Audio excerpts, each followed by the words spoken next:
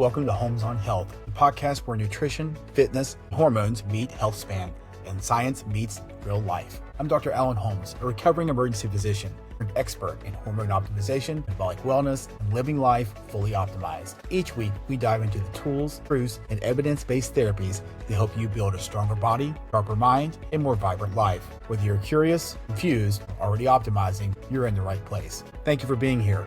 Let's get into today's episode.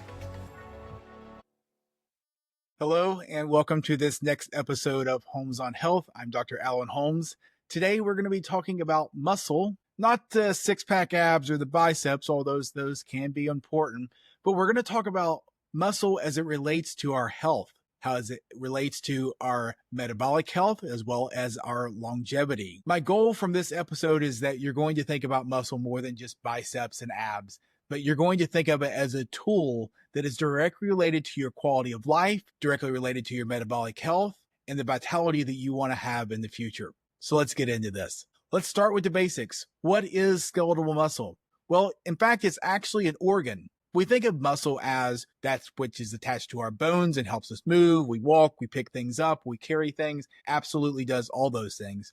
But skeletal muscle is also an organ, an incredibly complex organ that has a direct link to our metabolic health production. Unlike body fat, it's actually metabolically active, which is super important for our overall health. In fact, skeletal muscle is super important for overall metabolic health because it helps us regulate insulin, helps us regulate our blood sugar, as well as is involved in fat metabolism. The more muscle mass you have, the better your quality of life, the less likely you are to develop metabolic syndrome, things like diabetes or insulin resistance. You can think of muscle as a metabolic engine, and the more powerful that engine is, the better off you are. Another analogy I like to give is think of muscle mass as a furnace. So the bigger furnace you have and the hotter it burns, the more things you can burn. When we think about the things that we're going to burn, we think about glucose. Because every time you eat carbohydrates in food, your body turns that into glucose. And then that glucose needs to be burned for energy, because if it doesn't get burned, it gets stored. There are actually studies that took people that were insulin resistant or pre-diabetic or type 2 diabetic, and the only intervention they made was a resistance training program for muscle mass. And in those studies, they saw a dramatic improvement in insulin resistance in those patients without any other intervention.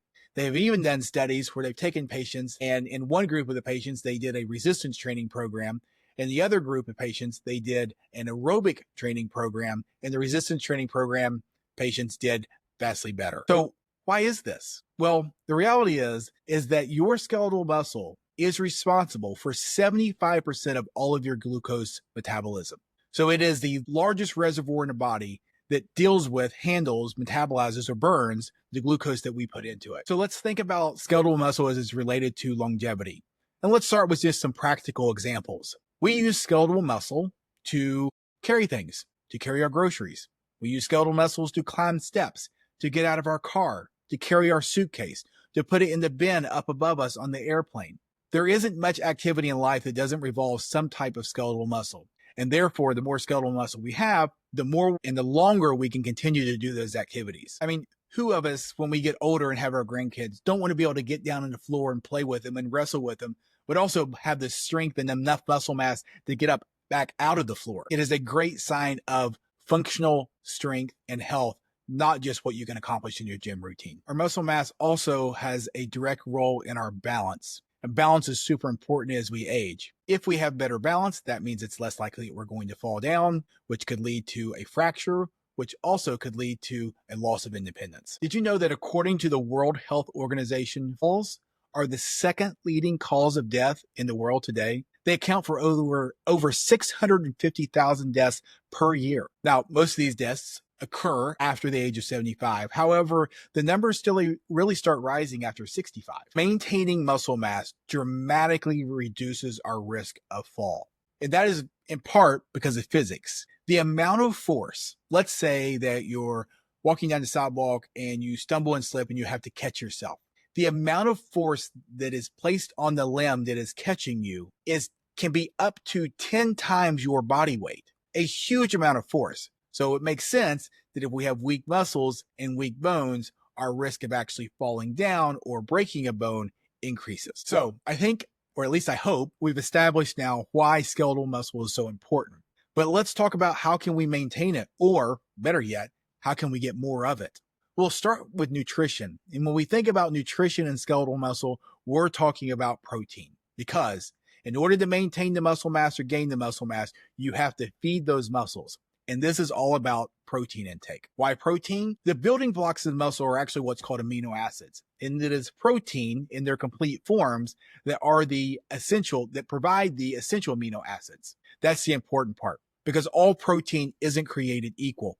And we're looking for the protein that has all the essential amino acids that the muscle needs to maintain and grow. The biggest sources of these proteins are actually dairy and meat products. However, there are ways with some education and reading of the labels to where you can get adequate protein supplies through other sources for those that are vegan or vegetarian. The next question may be, well, how much protein are you talking about? For our patients at our clinic at Biosymmetry Wilmington, we typically shoot for around 0.8 grams of protein per pound of ideal body weight, although that could easily go up to 1 gram per pound of ideal body weight.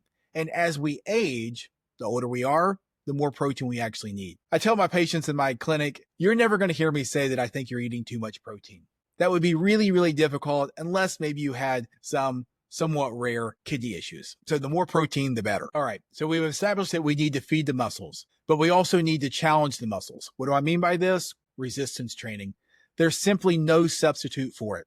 The way to maintain the muscle mass and gain the muscle mass is through resistance training. It's not cardio, it's not walking, although both those are very, very important for health.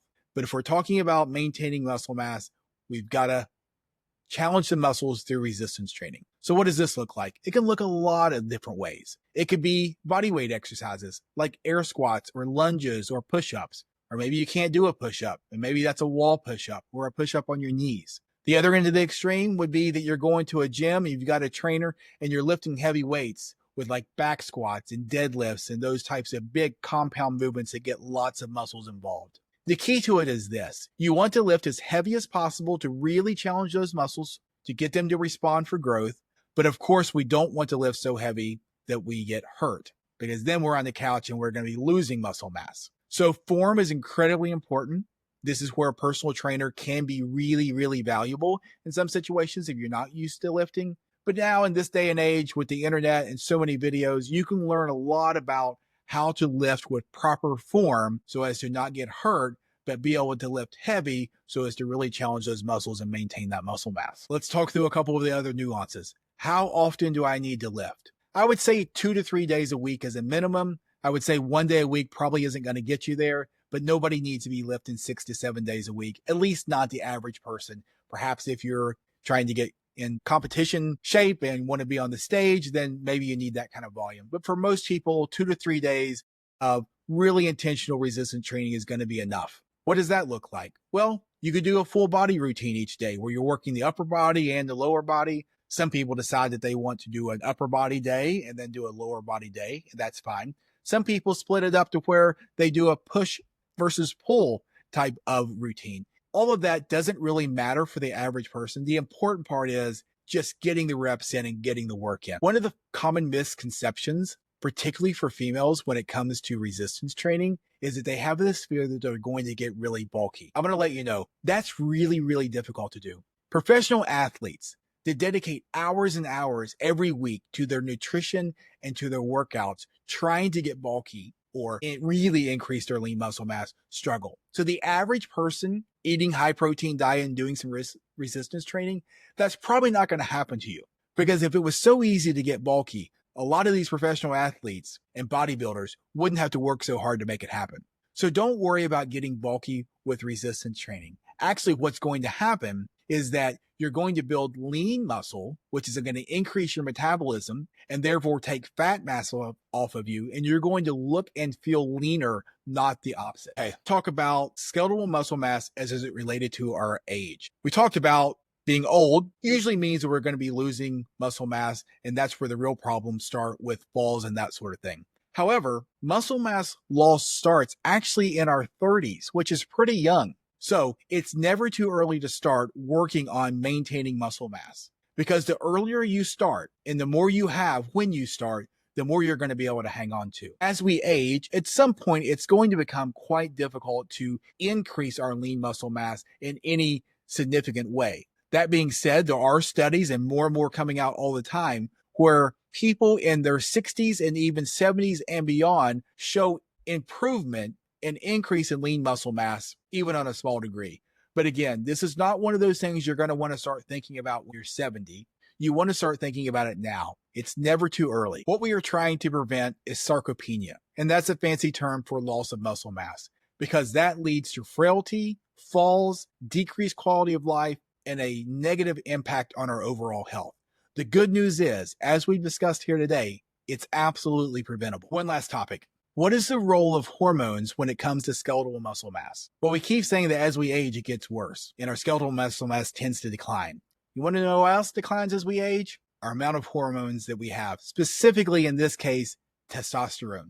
Testosterone plays an intricate role in maintaining and gaining muscle mass. And so there is a way to optimize testosterone levels to aid in and assist our other efforts as to maintaining our muscle mass. Meaning, with testosterone therapy, the benefits that we're going to get out of eating a high protein diet and the benefits we're going to get out of doing resistance training on a regular basis is amazing. So if you have low testosterone levels, how would you know? Get the levels tested, and optimizing those levels will enhance all the other efforts that you're making in this category. And there is a very safe and effective way to do that. In our clinic at Biosymmetry Wilmington, the results we see from our patients that combine nutrition plus resistance training plus hormone optimization, again, specifically testosterone, are absolutely amazing.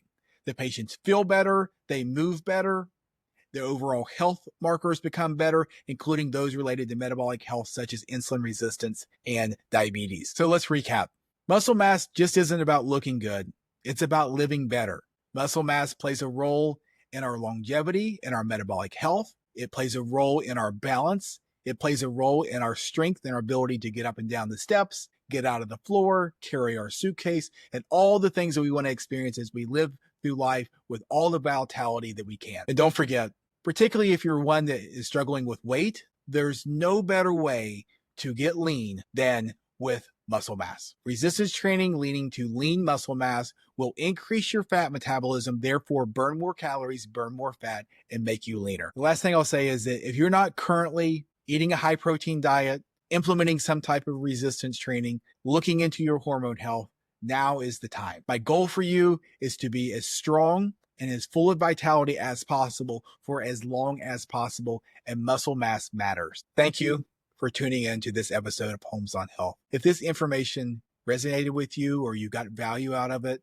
please click the subscribe button. Please share it with your friends. Leave a comment. I really appreciate you being here and taking time to learn this information with me. Until next time, here's to living life optimized. Thank you for tuning into this episode of Holmes on Health. If you found today's episode valuable, share it with someone you care about. And hit subscribe so you never miss a future episode. Want to get more of our content? Follow me on Instagram and YouTube at Alan J. Holmes MD. Until next time, here's to living life optimized.